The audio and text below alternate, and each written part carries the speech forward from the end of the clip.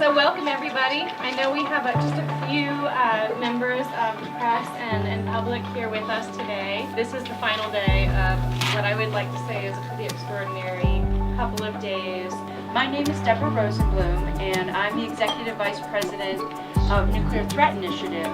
This is sort of a representation of all of the organizations who said yes when Creative Santa Fe said, why not Santa Fe, why not this issue, why not now? Roughly 40 participants from 3 countries.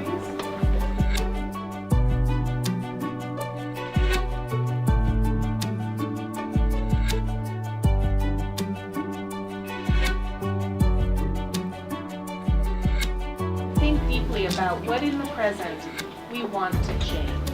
And we can describe, vividly describe the future we want, and think about what we want to preserve from the present.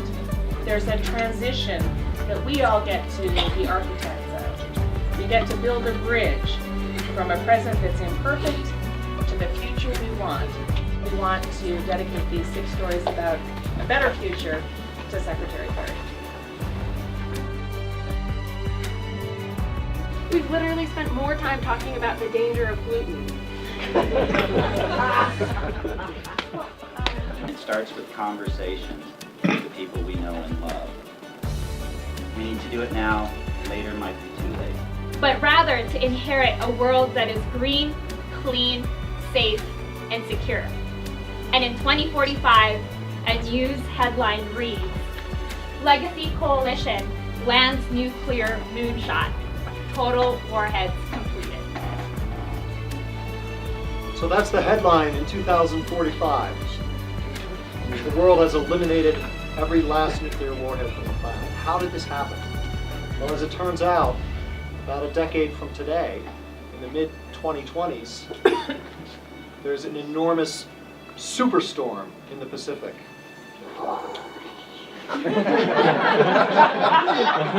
So in that single moment, the world is reminded of or learns about not only the growing climate risk, but a forgotten risk of nuclear weapons.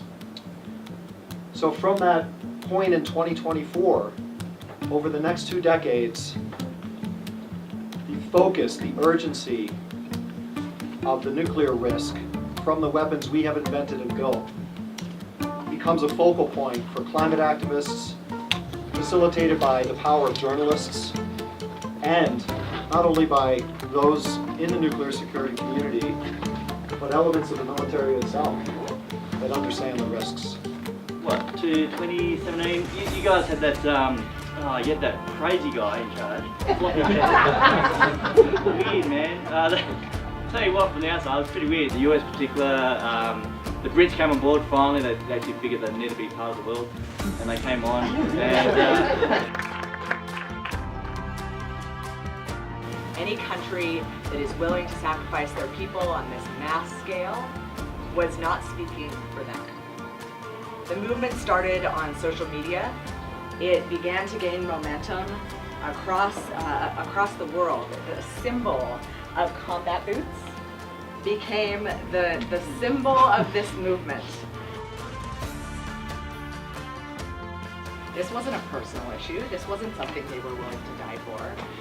They gathered together a world congress to address issues such as nuclear weapons that pose an existential threat to us all. They realized, finally, in this gaining of shared understanding, that some of these issues are just too big, that we have to work together to solve them. And that's where we are now in the year 2045. We have our 2 teenage girls here. As they're talking, they say to each other, your people are animals. You're amoral. You kill without remorse. It's all about money for you. It's all about power for you. We're fighting for justice. And after a long time, they realize that they're probably not going to agree on this, but they have something in common.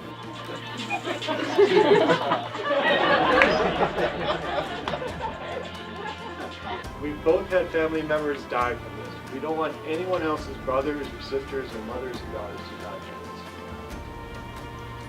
this. They end the video by dancing together.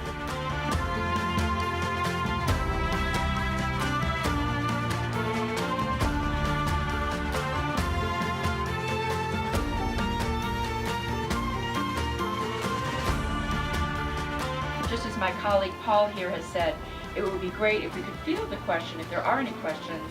I'd like to come back to the first presentation, the Mom, We Need to Talk. Absolutely wonderful to be thinking about 2045, but I'm also thinking about the next few years about how to build up a much broader base of understanding of not only just simply military threats, but also things that can happen in terms of accidents. We've got to start finding effective stories to begin to educate, even if it means we entertain at the same time. I think that's fair. We haven't really found, to me, in the course of the days, we haven't found a way to tie the art in yet. And this is actually my better half's idea. We could have essentially a show here in Santa Fe, New Mexico, all right, that would both echo this conference and now create another level of awareness in another universe. That's my 2 cents. There you go. So there's things, again, that they're not as heavyweight and, as amazing and mind-blowing as, all of us getting on planes and flying to the same place and time, but they can still be very powerful. And also identify opportunities where you go, yeah, it's time to meet again in the same place. I'd actually like to collaborate if any of you are interested in trying to share some of these stories to Teen Vogue, Glamour, and all of these millennial magazines. So if anyone's interested in collaborating with a story with me, or have any connections with these media outlets to pitch, I'd really welcome, us getting together and talking about it. Thanks.